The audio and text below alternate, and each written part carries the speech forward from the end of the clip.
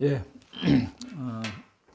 하나님 말씀 같이 보겠습니다. 우리 사사기 19장 말씀부터 오늘 보도록 하겠습니다. 22절부터 30절까지 하나님 말씀 같이 보겠습니다. 여러분들도 가정에서 성경 펴시고 제가 읽을 때도 같이 따라 읽으시면 좋을 것 같습니다. 제가 봉독해 드리겠습니다. 그들이 마음을 즐겁게 할 때에 그 성읍의 불량배들이 그 집을 에워싸고 문을 두들기며 집주인 노인에게 말하여 이르되 내 집에 들어온 사람을 끌어내라. 우리가 그와 상관하리라 관계하리라 하니 집주인 그 사람이 그들에게로 나와서 이르되 아니라 내 형제들아 청하노니 이 같은 악행을 저지르지 말라. 이 사람이 내 집에 들어왔으니 이런 망령된 일을 행하지 말라.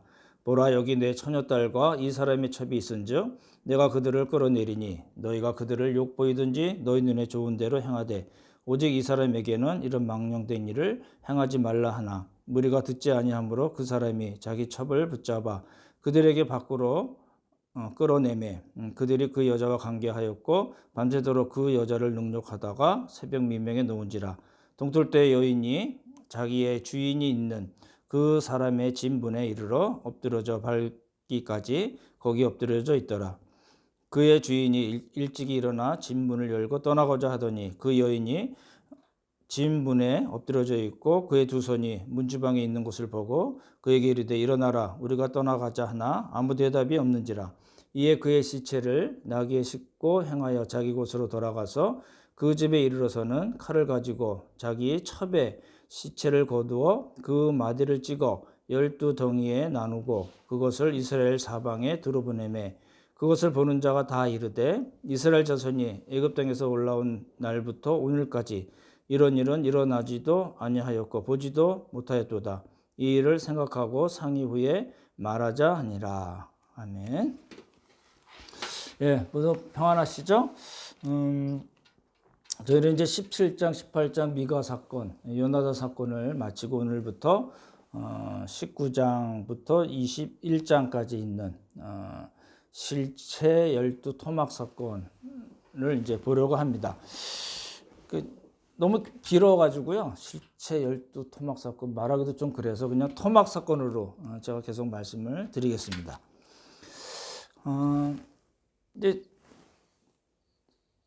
영상 강의나 또 성경을 읽으시면서 이게 내용이 좀 그렇잖아요. 그래서 설교를 다 듣고 나서도 이게 참 좋은 말씀이네, 뭐 은혜를 받았다, 힘을 얻었다 이렇게 하기보다는 아니 뭐 이런 이야기가 성경에 다 있지, 그렇지 않아도 힘든 때 왜 자꾸 그런 설교를 계속하지 혹시 이제 그렇게 생각하실 수 있으리라고 생각도 됩니다. 그리고 이제 개인적으로는 이게 설교를 다 말씀을 드리고 마지막에 이게 마무리가 잘 안 됩니다. 이런 복이 여러 명 있기를 바랍니다. 이렇게 얘기하기도 어렵고 그렇잖아요. 오늘도 역시 그럴 것 같습니다만 이제 말씀드렸던 대로 새로운 공동체를 제대로 세우려면 우리가 먼저 선행해서 할 일이 있거든요. 우리 인간의 재성이 얼마나 깊은 건가.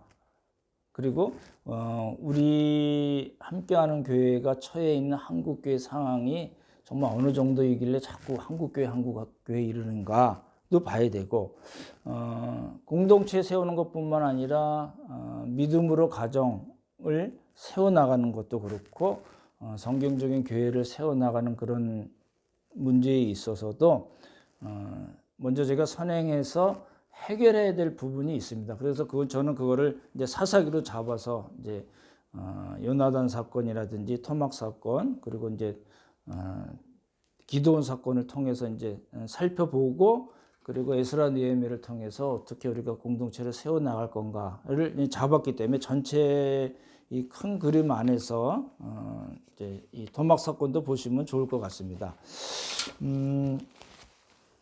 이제 17장, 18장 그 요나단 사건은 우리가 이제 미가 사건이라고 하긴 하지만 말씀드렸던 대로 그 중심에 요나단이 있었습니다. 미가라는 사람이 한 가정에서 생겼던 일이 단지파의 우상 숭배까지 갔고 그것이 북이스라엘 멸망의 단초를 제공했다. 이렇게 본 거거든요. 근데 이제 19장부터 21장까지 나오는 사건도 역시 한 가정에서 시작을 합니다. 한 가정에서 시작을 해서 베냐민 지파와 나머지 12지파가 싸워서 베냐민 지파의 남자가 600명뿐이 안 남았다. 이런 황당한 사건으로 번지는 걸 이제 보는 겁니다. 이제 오늘 본 19장 전체를 이제 저희가 다 봐야 되니까 간단하게 말씀을 드리면 먼저 지명을 말씀드릴게요. 지명을 보시면 1절에 보시면 에브라임 산지 구석이라는 말이 나옵니다. 그러니까 역시 그 17, 18장에 나왔던 같이 에브라임 산지가 등장을 하고요. 2절에 보시면 유다 베들레헴. 그러니까 17, 18장에 나왔던 게 또 나오는 겁니다. 기억나시죠? 네. 그리고 10절에 보시면 이제 여부스라는 성읍이 나오는데 예루살렘의 옛 이름입니다. 그러니까 여부스는 아직 그 정복이 되지 않은 성읍이에요. 그래서 그 사사기 당시에는 이방인의 성읍이었고 이건 나중에 이제 다윗이 여부스를 점령하는 사건이 나오거든요. 그리고 13절에 보시면 이제 일이 터진 베냐민 지파에 속한 기브아 성읍이 나옵니다. 다시요. 에브라임 산지 유다 베들레헴이 나오고 가는 길에 집으로 돌아가는 길에 여부스가 나오고 일이 터진 기브아, 이게 베냐민 지파에 속한 기브아 성읍입니다. 4개 지명을 먼저 기억해 두시면 좋을 것 같고요. 이제 등장인물이 나오죠. 1절에 보시면 어떤 레위 사람하고 첩이 나옵니다. 에브라임 산지 구석에 살고 있는 어떤 레위 사람. 딱 하면 뭐가 떠올리시죠? 레위인. 누구죠? 요나단 사건이 요나단이죠. 그렇죠? 그리고 3절에 보시면 이제 그 하인도 나옵니다. 이 레위 사람의 하인도 나오고 또 첩의 아버지가 나옵니다. 그러니까 이 레위인으로서는 우리가 그렇게 얘기하죠. 첩장인이라고 표현하는데 그 사람이 나오고 돌아가는 길에 기브아 성읍에서 이 사람들을 대접했던 한 노인이 나오죠. 그렇죠? 이 사람도 에브라임 산지 사람인데 살기는 기브아의 이사에서 거주하고 있는 사람입니다. 그리고 그 노인의 처녀딸이 나오고 그렇죠? 그리고 베냐민 지파 기브아 성읍에 누가 나올까요? 불량배들이 나옵니다. 그러니까 등장인물이 그렇게 되어 있습니다. 그러니까 지명과 등장인물을 이제 기억을 하시고 스토리를 보시면 좋을 것 같습니다. 근데 이 스토리가요, 요나단 사건 때도 17장 6절에서 그때는 이스라엘 왕이 없었으므로 사람마다 자기 속에는 옳은 대로 행했다는 말이 나오고 18장 1절에 그때 이스라엘의 왕이 없었으면 이 말이 나오잖아요. 근데 이제 오늘 본문을 보시면 19장 그 1절, 그러니까 요 19, 20, 21 그 토막 사건을 설명하기 전에 첫 마디가 뭐냐면 이스라엘의 왕이 없을 그때로 시작합니다. 그렇죠? 그래서 그렇게 시작하고 19, 20, 21장 이야기를 진짜 황당한 이야기거든요. 그 얘기를 쭉 하고 맨 끝에 똑같이 뭐라고 얘기해요? 왕이 없었다. 그렇게 이제 이게 북핸드라고 그러잖아요. 우리 책 세우는 그 책밭 이렇게 철판으로 된 것 같은 거 북핸드라고 그러는데, 그러니까 그때 왕이 없었어요. 그리고 이야기를 쭉 이야기하고 또 그때 왕이 없었어요라고 끝나는 그런 구조로 이제 토막 사건이 되어 있습니다. 그러니까 이제 그렇게 이야기함으로써 지금 이제 저자는 그렇게 얘기하는 거예요. 지금부터 내가 말씀드리는 이 이야기는 너무너무 이상한 이야기고 황당하고 회개망측한 이야기이니까 놀라지 말고 잘 들으세요. 그러니 우리는 어떻게 살아야 되는지 생각을 하시면서 들으세요 라는 뜻입니다. 그렇죠? 그렇게 보시면 좋을 것 같고, 이제 1절과 2절을 제가 다시 한번 읽어 드릴게요. 여러분도 같이 성경 보시면서 읽으시면 좋을 것 같습니다. 이스라엘의 왕이 없을 그때에 에브라임 산지 구석에 거류하는 어떤 레위 사람이 유다 베들레헴에서 첩을 맞이하였더니 그 첩이 행음하고 남편을 떠나 유다 베들레헴 그 아버지 집에 돌아가서 거기서 넉 달 동안을 지내매. 이렇게 되어 있습니다. 이제 1막입니다. 1막을 보시면 이제 주인공격인 이 레위 사람이 어디 살고 있었어요? 예, 에브라임 산지인데 한마디 덧붙이죠? 구석입니다. 그러니까 에브라임 산지로 많이 돼 있거든요. 근데 거기 그 산지 중에서 아주 구석에 살고 있었다라고 얘기했는데 말씀드렸던 대로 이 에브라임 산지는 레위 사람들에게 할당된 성읍이 아니었습니다. 그래서 이제 여기도 잘 보시면 1절에 보시면 거류하였다라고 돼 있잖아요. 그래서 임시로 살고 있었다는 거고 공동 번역에는 그렇게 표현했어요. 그는 에브라임 산 깊숙이 들어가서 몸붙여 살고 있었다. 이렇게 돼 있어요. 그러니까 자기 성읍이 아닌 곳에서 몸붙여서 살고 그냥 먹고 사는 사람 이런 정도로 이야기를 하는 거거든요. 근데 이제 스토리를 19장 이야기를 잘 보시면 이 사람이 종도 있었어요.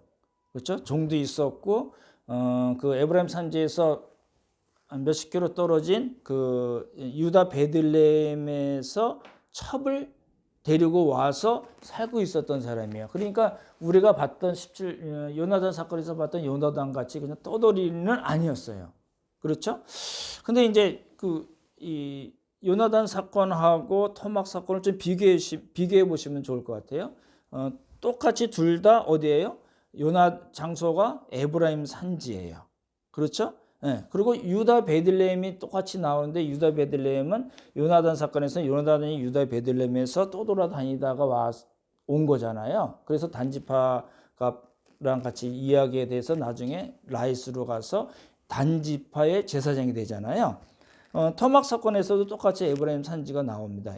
이 유대인이 살고 있는 그쪽은 이제 구석이라고 표현이 되어 있고 유다 베들레헴이 나오는데 여기는 유다 베들레헴이 첩의 고향으로 나오는 겁니다.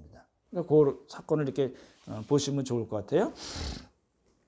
근데 이제 우리가 이해를 해야 될 게 뭐냐면 당시 그 사사 시대 요 이야기가 됐던 뭐 요나단 사건이든 토막 사건이든 간에 그리고 이제 350년 동안에 이스라엘이 어떻게 돌아가고 있는 나라였는가를 보는 겁니다. 토탈 시스템이 정상적으로 율법대로 돌아갔으면 이러한 레위인들이 자기들에게 할당된 그 성읍에서 제사장은 아닙니다. 제사장 역할이 아니라 제사장을 돕고 하는 그 성막을 보고 사람들을 가르치는 그런 일들을 하는 것으로 할 수 있었기 때문에 이런 일이 벌어지지 않았는데 문제는 뭐냐면 이스라엘 전체가 율법과 관계없이 그렇죠? 절기도 안 지키고 11조도 안 내고 그 당시 냈어야 되거든요. 근데 안 냈기 때문에 이 사람들이 먹고 살 게 없으니까 떠돌아다니고 이러다가 생긴 일 이렇게 우리가 볼 수 있습니다. 그렇죠?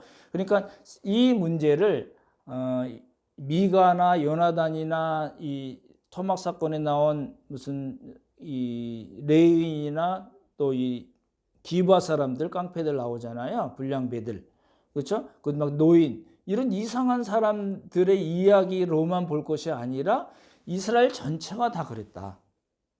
그렇죠? 그래서 이 토막 사건은 사람 이름이 안 나옵니다. 안 나오죠? 안 나옵니다. 그것은 뭐냐면은 저자가 일부러 쓰지 않은 이유는 뭐냐면은 이게 어떤 한 개인이나 한 성읍에 국한된 문제가 아니고 이스라엘 전체가 다 이랬다. 대표성을 갖는 사람들이라는 뜻으로 그렇게 이름을 붙이지 않은 거거든요. 이제 그렇게 우리가 보시면 좋을 것 같아요. 근데 이제 문제는 뭐냐면 이 레위 사람이 에브라임 산지 구석에 들어가 살고 있었는데 잘 먹고 잘 살았어요. 잘 먹고 잘 살았는데 그래서 이제 유다 베들레헴에서 나이가 어린 첩을 얻었거든요. 당시에는 남자아이들은 그 18세 이상 되면 결혼을 할 수 있었고 여자아이들은 12살 넘으면 결혼을 시켰습니다. 그러니까 이 첩이 굉장히 나이가 어린 아이인 걸 우리가 알 수 있거든요. 어찌됐든 간에 근데 이 아이가 몇 살인지 모르죠. 근데 보통 티네이저 정도 많아야 20살 뭐 요랬을 거로 보고 근데 이 첩이 어떻게 했어요? 2절을 보시면 2절 한번 다시 보실래요? 그 첩이 뭐 했어요? 행음하고 남편을 떠났어요. 그리고 친정집에 가버렸어요. 이제 이게 이래서 이제 조금 이야기가 이제 이제 발단이 돼서 이제 내정까지 가는 그런 거였는데요. 이 2절에 그 첩이 나이 어린 첩이 행음을 했다고 할 때 그 행음을 우리는 다시 번역을 해야 됩니다. 왜냐하면 이제 세 가지로 나눠요. 세 가지인데 실제적으로는 두 가지인데 설명을 드릴게요. 그 NIV 성경에 보시면 그녀가 그 여인이 그 남편에게 그에게 신실하지 못했습니다. 이렇게 돼 있어요. 그러니까 이제 행음이란 표현을 안 쓰고 신실하지 못했다, unfaithful 이렇게 써 있거든요. 근데 이건 조금 모호해요. 행음을 했다는 소리인지 하지 않았다는 소리인지 애매해서 일단 이걸 접고 이제 두 가지로 볼 수가 있습니다. 이제 우리 개역 개정이나 현대인의 성경이나 킹 제임스 버전, 우리 흠정역이라고 하잖아요. 거기는 그렇게 돼 있어요. 그 첩이 간음을 하고 달아났다. 그러니까 이제 우리 개역 개정에 행음이라 돼 있던 거를 간음으로 본 겁니다. 그렇죠? 그렇게 번역을 할 수가 있고, 이제 두 번째 번역은 뭐냐면 이제 공동 번역이나 새 번역 같은 거 보시면 그렇게 돼 있어요. 그 첩은 화나는 일이 있어서 그를 버리고, 남편을 버렸는데 왜 버렸냐면 화나는 일이 있었다는 거예요. 새 번역에도 그렇게 돼 있어요. 그러나 무슨 일로 화가 난 그 여자는 그를 떠나, 이렇게 돼 있어요. 그러니까 두 가지로 이제 우리가 해석을 할 수 있겠죠.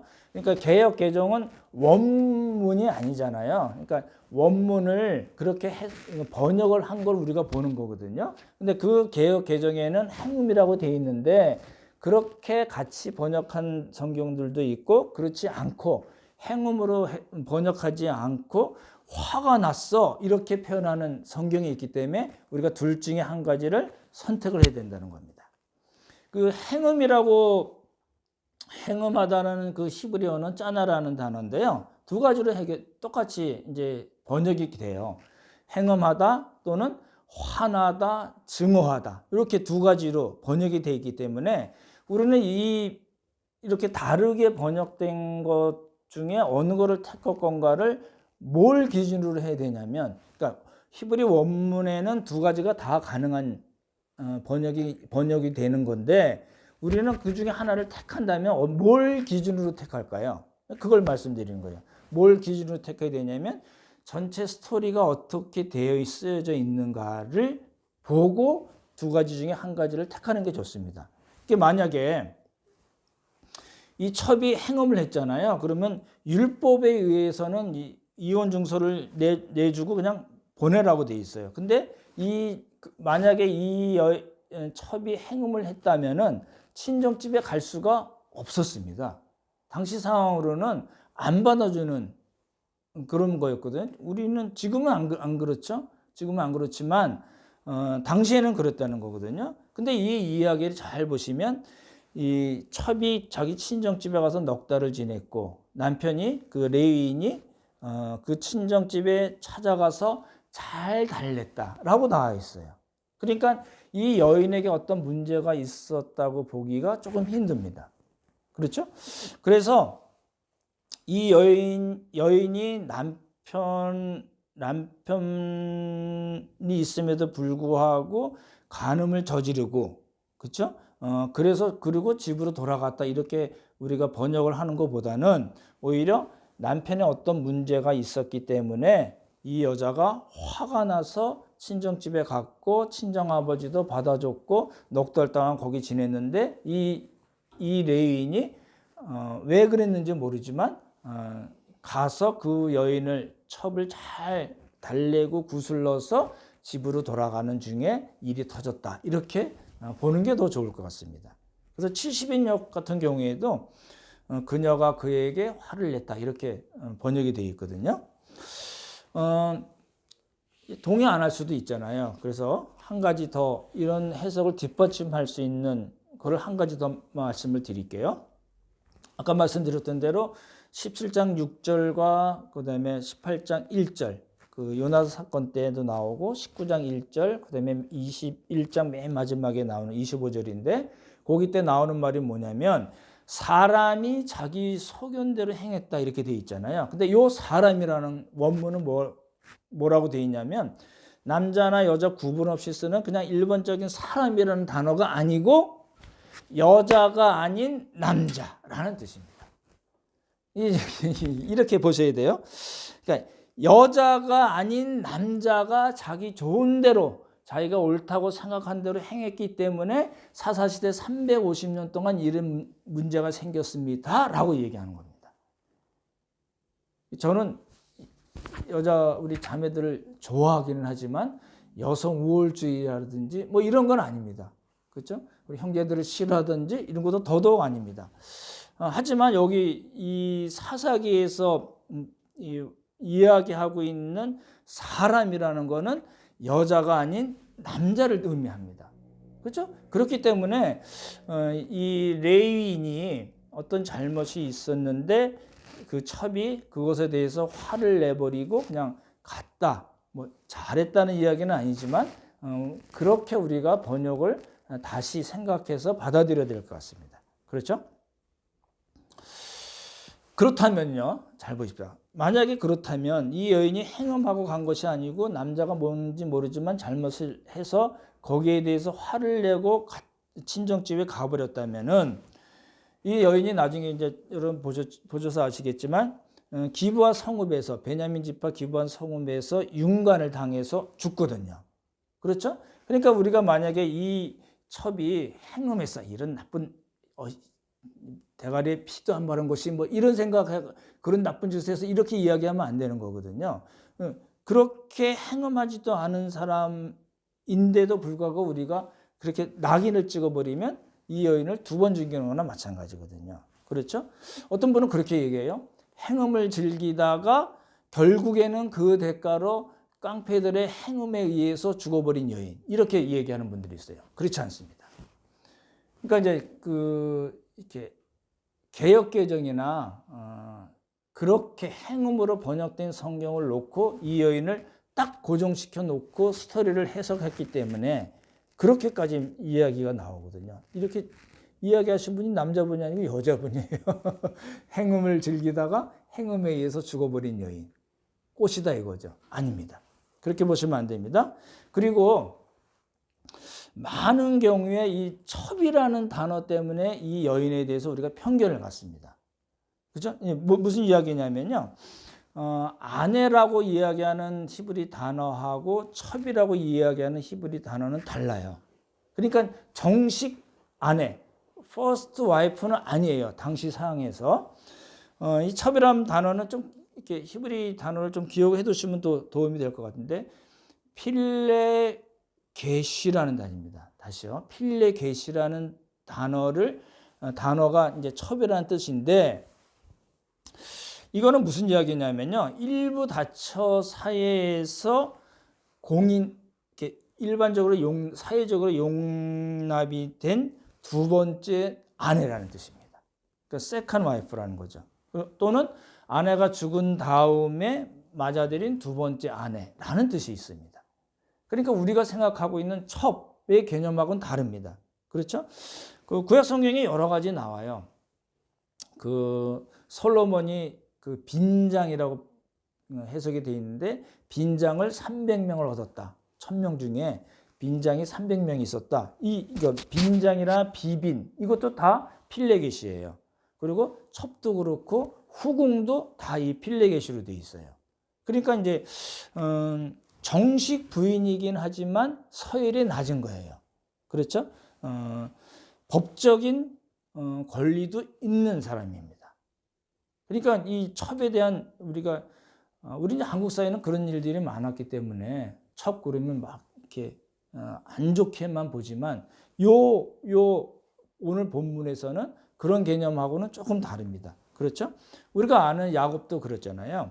라헬이나 레아 물론 원문은 조금 다르긴 합니다만 그 야곱이 그 라헬과 레아의 그 여종이잖아요. 비라하고 실바잖아요. 그런 정도로 생각하시면 비슷하게 맞지 않나 싶거든요.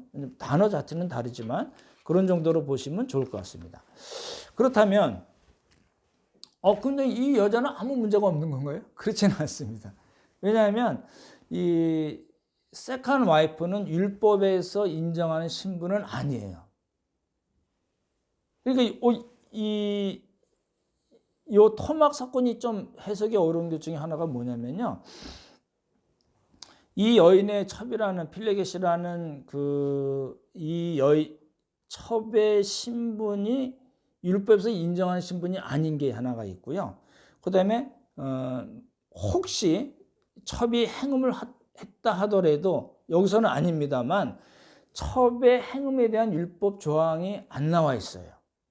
그렇죠?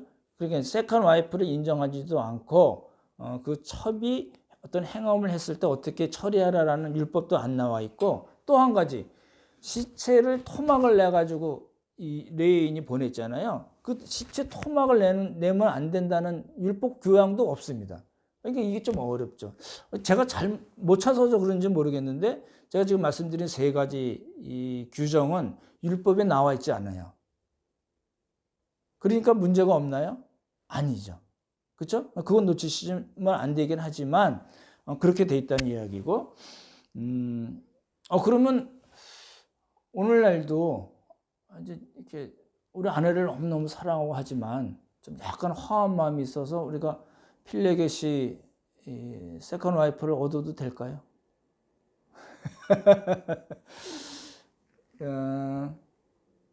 성경은요, 일부 다처제를 인정하지 않습니다.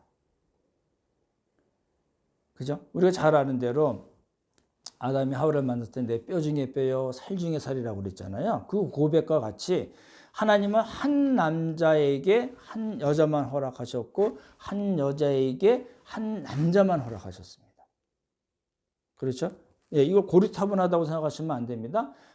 바울이 뭐라고 그랬냐면 남편과 아내와의 관계를 한 남편과 한 아내의 그 정상적인, 그 다음에 성경적인 좋은 관계를 통해서 뭘 해야 된다고 그랬냐면 그리스도와 교회와의 관계를 나타내야 된다고 그랬거든요. 그러니까 우리가 이제 전반적으로 성경 전체를 보면은 그렇지 않은 때가 많이 있긴 했지만 아브라함도 그 필레겟을 얻었거든요. 그 둘을 아시잖아요. 그것 때문에 문제가 나중에 생겨요. 그런 일들이 있었지만 성경 전체적으로 우리가 하나님의 의도를 본다면은 한 남자와 한 여자입니다. 꼭 기억하셔야 됩니다. 떨어질 수 있을까요? 없을까요? 아니요. 떨어지면 안 됩니다. 하나님의 뜻을 정면으로 거역하는 겁니다. 그렇죠? 그래서 그리스도 안에서 하나님께서 원하시는 행복한 믿음의 명문 가문을 이뤄내는 것이 우리의 가장 원초적인 그런 의무 중에 하나라고 우리가 생각하면 좋을 것 같습니다. 이제 두 번째, 이제 이 레인이 그 베들레헴에 가서 첩장인에게 아주 4박 5일 동안 아주 융숭한 대접을 받고 이제 떠나고 갑니다. 그렇죠? 떠나가다가 아까 말씀드렸던 기브아에서 하룻밤을 지내게 되는데, 그 전에 무슨 일이 있었냐면 아까 말씀드렸던 여부스라는 성읍이 있었거든요. 종이 가까우니까 여기서 자고 갈까요? 그랬더니 레인이 뭐라고 그랬어요? 여기는 야 이방인의 성읍이야. 우리 같이 선민들이, 하나님의 언약 백성들이 그런 데 들어가서 자면 안 되지. 그리고 어딜 가냐면 베냐민 지파, 동족 베냐민 지파가 있는 기브아 성읍으로 더 가서 하룻밤을 지냅니다. 근데 이제 나중에 말씀드리겠지만 이 레인은 율법과는 아무 상관이 없는 삶의 원리와 가치관을 가지고 살았던 사람입니다. 그러면서도 잠자는 것조차 이방인의 성읍에서 안 자고 어디서 자요? 예, 이스라엘 백성의 성읍에서 자겠다고 얘기한 사람입니다. 그러니까 뭐냐면 율법의 핵심은 다 버리고 껍데기만 붙잡고 사는 사람이었습니다. 그렇죠? 이게 이제 더 알 수 있는 게 뭐냐면요. 17, 18절 보시면, 이제 시간이 없어서 읽지는 않지만 여러분 보시면 좋을 것 같아요. 에브라임 산지 구석에서 베들레헴으로 갔다가 다시 기브아로 갔다고 그랬는데 그 노인을 만나잖아요. 그 노인에게 뭐라고 얘기했냐면, 어디서 와서 어디로 가냐고 물었더니 이 사람이 뭐라고 얘기했냐면 이제 여호와의 집으로 가는 중입니다. 이렇게 얘기했어요. 여호와의 집으로 간다? 에브라임 산지 구석에 여호와의 집이 있었을까요? 아닙니다. 없었습니다. 다른 번역본들은 그냥 집으로 간다고 표현도 했지만 개역개정에는 여호와의 집으로 간다고 그랬어요. 그러니까 이제 사람들이 기브아 성읍 사람들이 영접을 안 하고 그러니까 폼을 잡고서 나 율법에 충실한 레인이야 라고 이야기한 것과 마찬가지입니다. 예, 이 가정 자기 집에 그 하나님을 섬기는 가정재단이 있을 거라 있는지 없는지 모르지만 은근히 내비친 그런 제스처를 취한 겁니다.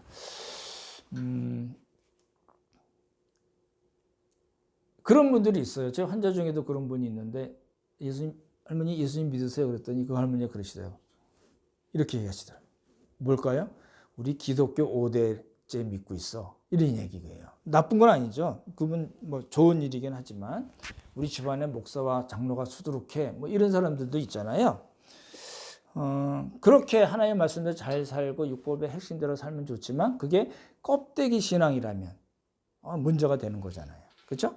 예. 그래서 어찌 됐든 간에 이 사람이 베냐민 지파에 속한 성읍 기브아라는 데서 들어갔는데 문제는 뭐냐면 아무도 맞이해 주지 않는 거예요. 15절 보시면 그렇게 나와 있어요. 제가 읽어드릴게요. 기브아에 가서 유숙하려고 그리로 들어가서 성읍 넓은 거리에 앉아 있으나 그를 집으로 영접하여 유숙하게 하는 자가 없더라. 여기 성읍 넓은 거리라는 거는 성읍이 있으면 문이 있잖아요. 성문 가까이에 있는 광장을 이야기합니다. 그죠? 그 광장에 뭐 재판을 한다든지 상거래를 한다든지 쓰고 사람들이 많이 다니는 건데 이 기브아 성읍 사람들이 아무도 이 사람을 영접하는 사람이 없었다는 겁니다. 오늘 시간이 조금 길어지긴 할 텐데 보십시오. 나그네를 대접하는 관습은 고대 근동에서 아주 중요한 거였습니다. 예수님을 하나님을 안 믿는 사람들이라 하더라도 고대 근동에는 손님 나그네를 대접하는 좋은 관습이 있었어요. 율법에도 그렇게 말씀을 하셨고요. 그러니까 그걸 이제 접대 관례라고 얘기하는데 이제 영어로 표현을 쓰자면 hospitality code라는 거거든요. 이 hospitality code가 너무너무 중요한 거였는데 이 기브아 사람들은 아무도 영접하지 않았다는 겁니다. 그러니까 그 얘기가 뭐예요? 이미 아까 말씀드린 대로 토탈 시스템, 율법의 그 전체 시스템이 다 깨져버린 거예요. 그렇죠? 그렇게 보시면 좋을 것 같고.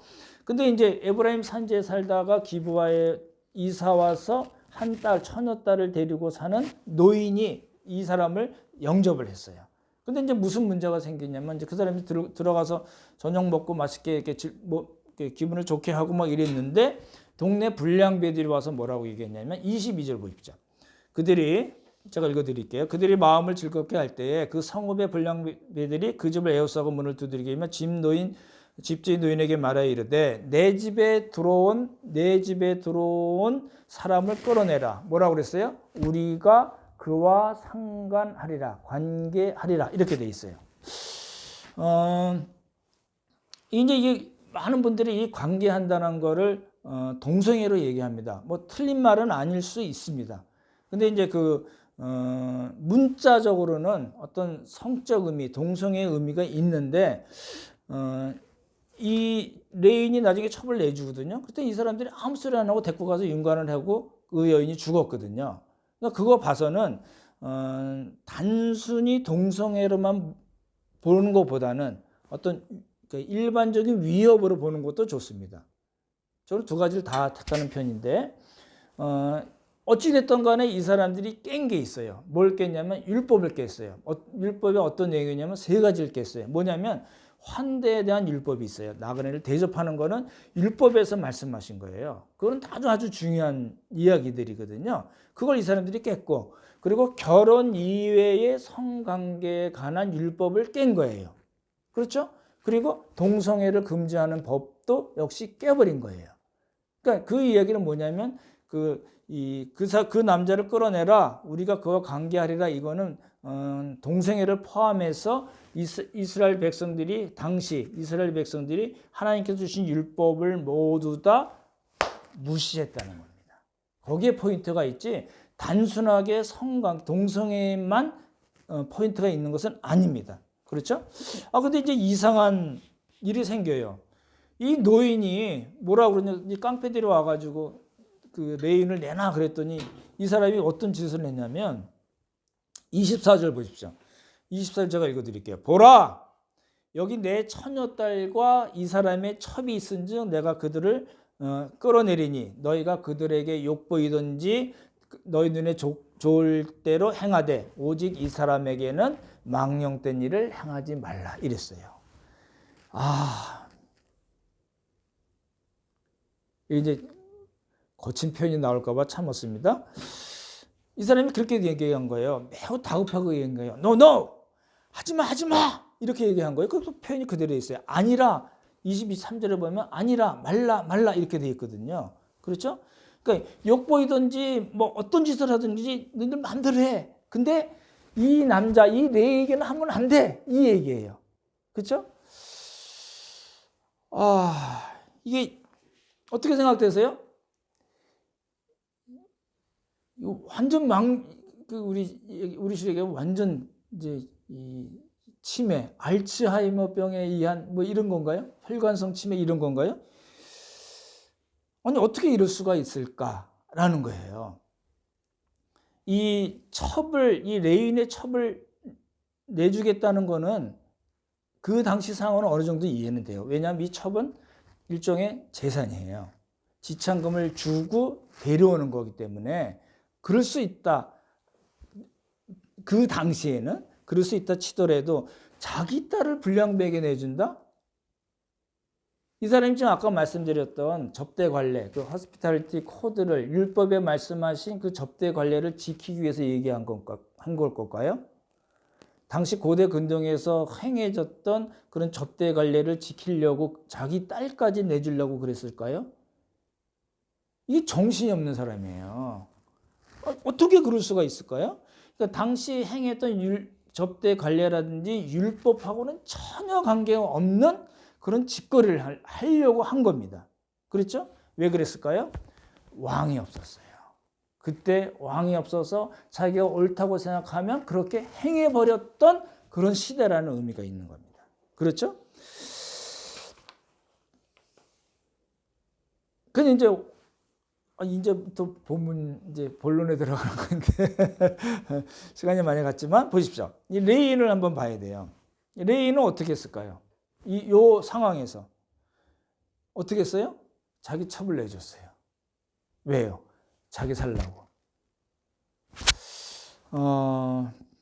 이 불량배들이 더 나쁠까요? 노인이 더 나빴을까요? 이 레인이 나빴을까요? 그죠? 나름 종교인이에요. 그렇잖아요. 나 여호와의 집에 가는 중이야. 이방인의 성읍에서 난 뭐 앉아. 이런 사람이잖아요. 그렇죠? 지금은 이제 사업이나 뭐 농사나 목축을 해서 먹고 사는 꽤 먹고 살 수 있는 그런 정도 사람이잖아요. 근데 자기 첩을 내줬어요. 일본 말로 퀴즈 한번 낼게요. 이런 사람을 일본 말로 뭐라고 그러는지 아시나요? 나쁜 놈의 새끼입니다. 그죠? 정말 나쁜 놈의 새끼입니다. 그렇잖아요? 근데 이제 그걸 우리가 알 수 있는 것 중에 하나가 뭐냐면 25절에서 28절을 보시면 그렇게 돼 있어요. 시간상 27절만 읽을게요. 그의 주인이 일찍이 일어나, 이 레인이에요. 레인이 일찍이 일어나 집문을 열고 뭐 하려고 그랬어요? 떠나고자 했어요. 그죠? 떠나고자 하더니 그 여인이 어떻게 했어요? 집문에 엎드러져 있고 두 손이 문지방에 있는 걸 봤어요. 그랬더니 이 남자가 어떻게 했어요? 야, 일어나! 그랬어요. 그랬더니 아무 대답이 없어요. 그랬더니 그 시체를 나귀에 싣고 자기 집에 에브라임 산지 구석에 가서 어떻게 했어요? 가자마자 칼을 들어서 12토막을 내서 이스라엘 전체에 보냈어요. 일본 말로 하면 나쁜 놈을 시키고 우리말로 하면 썩을 놈입니다. 그렇죠? 이 첩을 자기 재산 또는 성적 노리개로 생각했고, 그렇죠?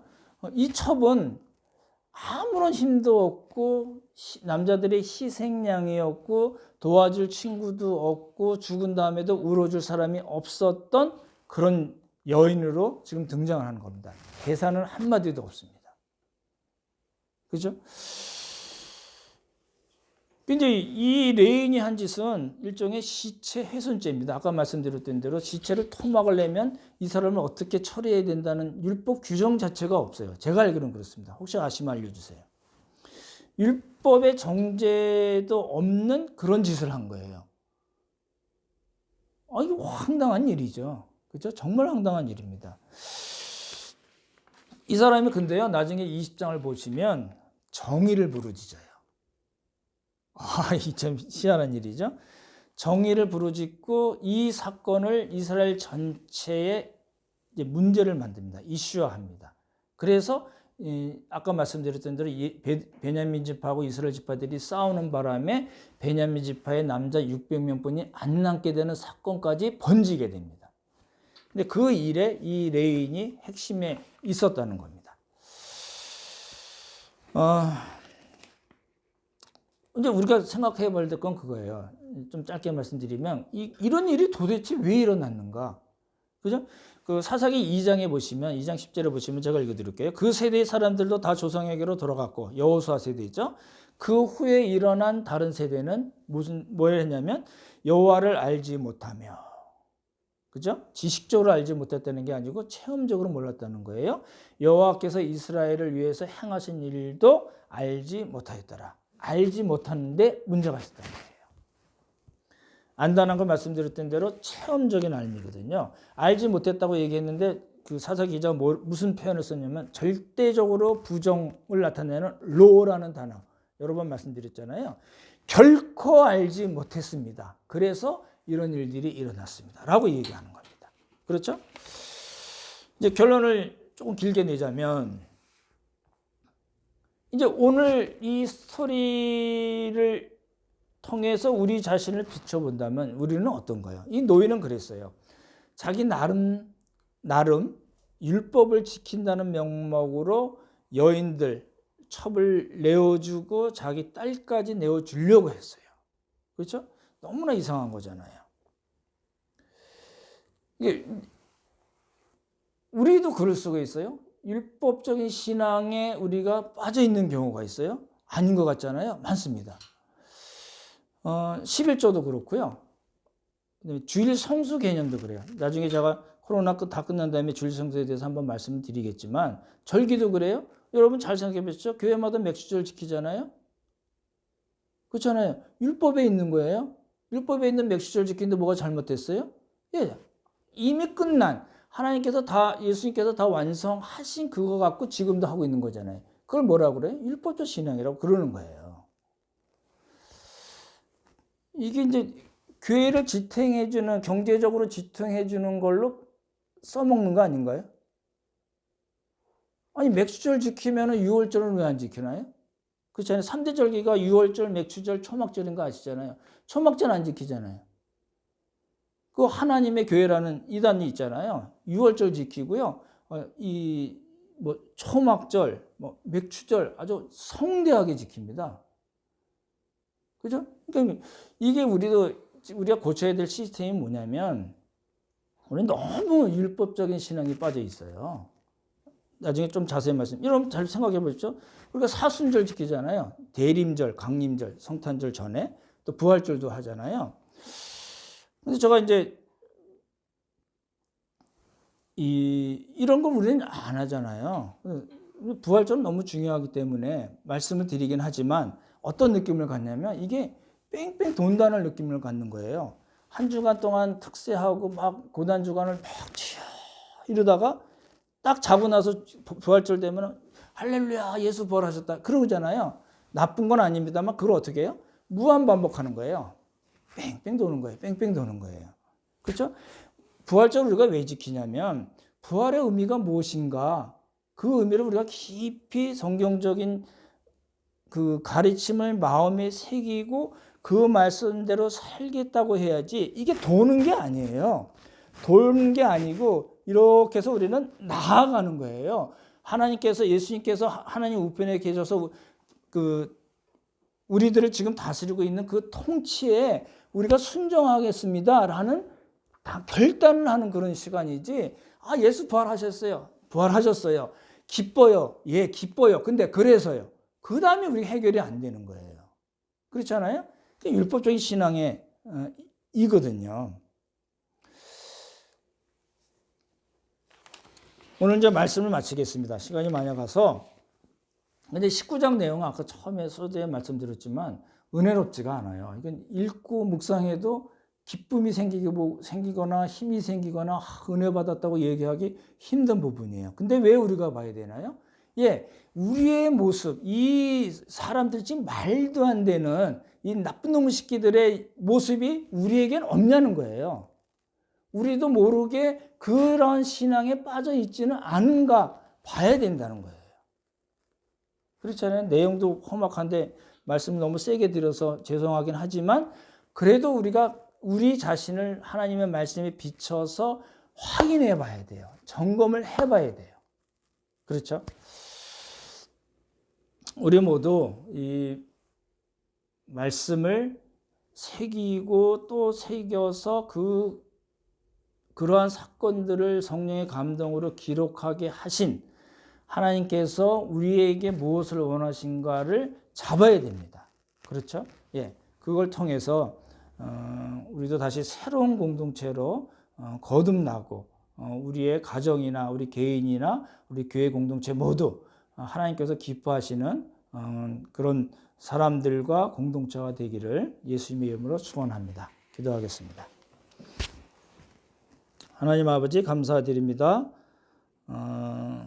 너무나 안 좋은 내용들을 우리가 저희가 살펴보았습니다만 우리들의 모습을 이 말씀에 비춰서 다시 한번 우리 개인이나 가정이나 교회 공동체가 정말 하나님께서 기뻐하시는 그런 사람들로 다시 거듭나는 귀한 복을 저에게 허락하여 주시옵소서.